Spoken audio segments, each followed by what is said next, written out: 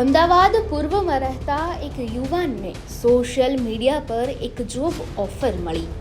અભિષેક સિંહ નામના વ્યક્તિએ તેને બેંકોકની એક આઈટી કંપનીમાં નોકરીની લાલચ આપી.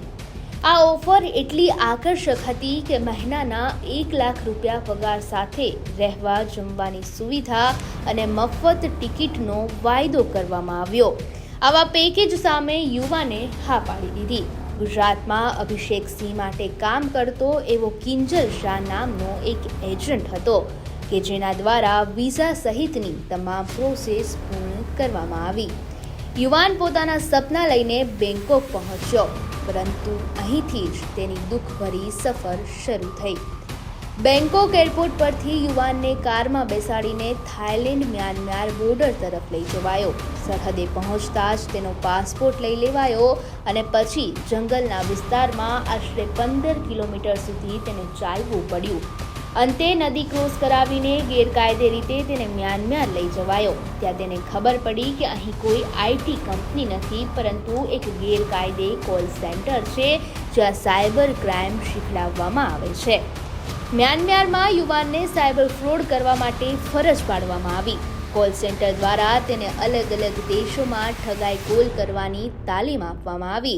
પરંતુ જાણે તેણે આ ગેરકાયદે પ્રવૃત્તિમાં ભાગ લેવાનો ઇનકાર કર્યો ત્યારે તેને મારવામાં આવ્યો અને 19 એપ્રિલથી 21 મે સુધી એટલે કે લગભગ 1 મહિના સુધી તેને ગોંધી રાખવામાં આવ્યો. આ દરમિયાન તેને શારીરિક અને માનસિક ત્રાસ આપવામાં આવ્યો. યુવાને જ્યારે ઘરે વાત કરવાનો પ્રયાસ કર્યો ત્યારે ગેંગે તેને ધમકી આપી કે જો ઘરે પૈસા નહીં મોકલે તો છોડશે નહીં. યુવાનની સલામતી માટે તેના પરિવાર પાસેથી 3.50 લાખ રૂપિયાની ઉઘરાણી કરવામાં આવી. આખરે આ રકમ ઓનલાઈન ટ્રાન્સફર થતાં યુવકનો છુટકારો થયો, પરંતુ આ 1 મહિનો તેના માટે એક ભયાનક સ્વપ્ન સમાન રહ્યો. યુવાનનો પરિવાર આ સમયગાળા દરમિયાન ભયમાં જીવી રહ્યો હતો. દીકરાની સલામતી અંગે માતા પિતા સતત આંસુ વહાવતા રહ્યા. જ્યારે તેઓએ ફોન પર સાંભળ્યું કે દીકરાને છોડાવવા માટે લાખો રૂપિયા આપવાના છે, ત્યારે તેમના માટે એક ક્ષણ એ જાણે અસહ્ય બની ગઈ.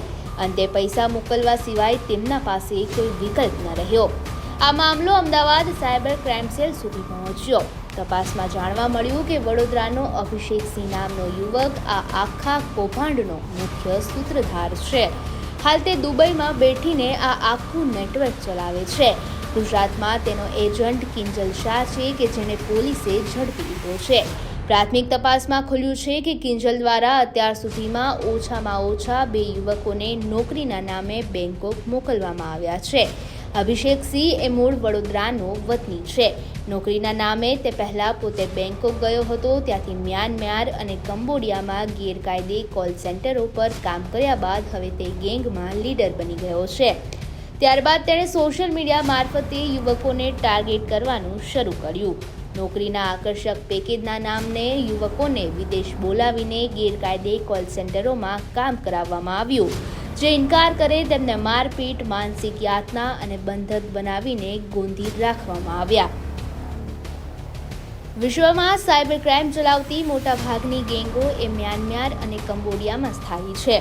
અહીં વિશાળ કોલ સેન્ટરો ચલાવવામાં આવે છે કે જ્યાંથી અનેક દેશોમાં ઠગાઈ કોલ કરવામાં આવે છે. ભારતમાંથી જ નહીં, પરંતુ દુનિયાના અનેક દેશોના યુવકોને નોકરીના નામે અહીં લાવવામાં આવે છે. કેટલાક યુવકો નોકરીની લાલચમાં સ્વેચ્છાએ જોડાઈ જાય છે, તો કેટલાકને બળજબરીથી આ કામ કરાવવામાં આવે છે. નિષ્ણાંતોના જણાવ્યા અનુસાર આ ગેંગો દર વર્ષે કરોડો રૂપિયાનું ગેરકાયદે ધંધો કરે છે. આ માત્ર સાયબર ક્રાઇમ જ નહીં, પરંતુ માનવ તસ્કરી જેવી એક ભયાનક પ્રવૃત્તિ છે. પોલીસ અને નિષ્ણાંતો યુવાનોને ચેતવણી આપે છે કે કોઈ પણ જોબ ઓફર આવે ત્યારે તેની યોગ્ય ચકાસણી કર્યા વગર ક્યારેય આગળ ન વધવું. માન્ય એજન્સી સિવાય ક્યારેય વિઝા અથવા નોકરીની પ્રક્રિયા શરૂ ન કરવી. યુવાનોને આકર્ષક પેકેજ સામે આંખ મૂંદી વિશ્વાસ ન કરવા અનુરોધ કરવામાં આવે છે, કારણ કે આવા ફ્રોડમાં ફસાયા બાદ છુટકારો મેળવવો એ ખૂબ જ મુશ્કેલ બની જાય છે. અમદાવાદના આ યુવકને લાખો રૂપિયા ચૂકવીને તો છુટકારો મળી ગયો, પરંતુ 1 મહિના સુધી ભોગવેલો શારીરિક અને માનસિક ત્રાસ તે ક્યારેય નહીં ભૂલે. આ ઘટના એ સ્પષ્ટ કરે છે કે સસ્તા સ્વપ્નો ઘણીવાર ભવિષ્યને ખાડામાં ધકેલી દે છે. સરકાર અને પોલીસ માટે પડકાર હવે એ છે કે આવા આંતરરાષ્ટ્રીય ગેંગોને જડથી ઉખેડી કાઢવા માટે તાકીદે પગલાં લેવામાં આવે. સમાજ માટે સંદેશ એ છે કે વિદેશમાં નોકરીની લાલચમાં ક્યારેય બિનચકાસેલી ઓફરો પર વિશ્વાસ ન કરવો. ત્યારે હવે આ સમગ્ર મામલે આરોપીની ધરપકડ કરવામાં આવી છે અને આની પાછળ કઈ બીજી મોટી ગેંગો ચાલે છે તેની તપાસ પોલીસે હાથ ધરી છે. એક આરોપી છે મિલન, जो दुबई में बैठीने ત્યાંથી વોલેટ પ્રોવાઈડ કરતા હતા અને આ લોકો કેશથી યુએસડીટી માં કન્વર્ટ કરીને ચાઇનીઝ ગેંગ જો મ્યાનમાર યા બીજા જો કંબોડિયા અને આ બાજુ જો ડિજિટલ અરેસ્ટનું સાયબર ફ્રોડ કરાવી રહ્યા છે એના મારફતે આ લોકો પાસે ચાઇનીઝ ગેંગ પાસે પૈસા પહોંચતા હતા.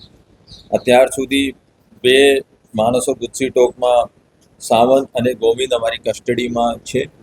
2 અત્યારે જેલમાં છે અને 2 જામીન ઉપર છે. આ ગેંગનો જોઈએ તો પૂરે ભારતમાં 404 જેટલા ફ્રોડની ફરિયાદો એનસીઆરપી પોર્ટલમાં થઈ છે. ક્રિપ્ટો વોલેટની ટ્રાન્ઝેક્શન જોઈએ તો કુલ 300 કરોડથી વધારેની ટ્રાન્ઝેક્શન્સ અત્યાર સુધી જાણવા મળ્યા છે અને વિક્ટિમ્સની અમાઉન્ટની અગર નજર કરીએ તો 16 કરોડથી વધારે આ લોકોએ અલગ અલગ વિક્ટિમ પાસેથી અલગ અલગ ઇન્વેસ્ટમેન્ટ ફ્રોડ છે, ડિજિટલ અરેસ્ટ છે યા અલગ અલગ મોડસ ઓપરેન્ડીથી આ લોકોએ ફ્રોડ કરવામાં આવે છે.